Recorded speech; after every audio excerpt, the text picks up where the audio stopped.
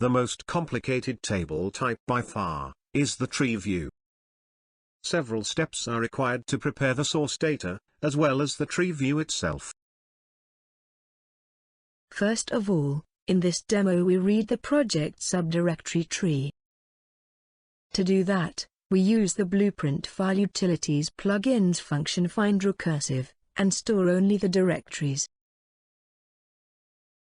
These we feed to the prepare Treeview data function, which sets up all the administration, the extra arrays and other variables to keep track of the state of the Treeview while we interact with it.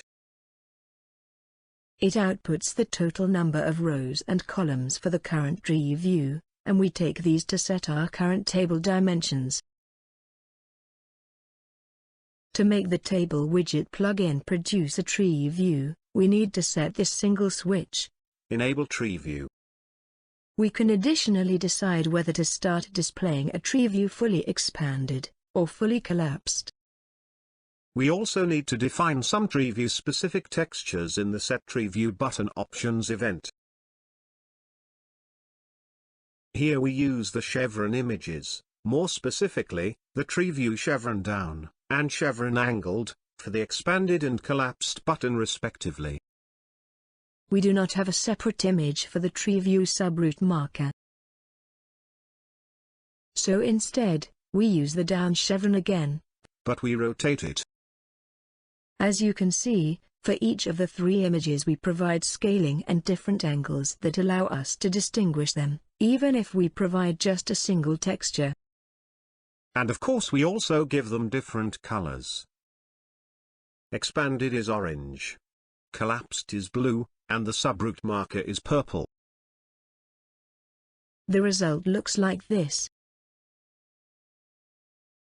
This is the fully expanded Treeview, in which all branches and all leaves are visible. That is possible here because they all fit within available memory. However, we can restrict expansion by setting the maximum displayed Treeview nesting range, for example, to 3 levels deep. Given this restricted view, the subroot markers are going to show up as purple arrows. Whereas the expanded and collapsed switches immediately show what's underneath them, the subroot markers open a new subroot-based Treeview display, showing whatever is below it, again up to the constraint of the maximum number of displayed nesting levels down from that branch. So this way we can ensure that we can always show all the data in a complete subdirectory structure, even though it may not fit within a single Treeview display. One other thing you may have noticed is the edited branch entry. In this example, we have a username that we have edited prior to display. Here we have an option to enable pre-display data edits. If this flag is set, then it will call the user-defined function, edit row column data, which allows you to define various search strings and their desired replacements. In this case, we are looking for the platform username,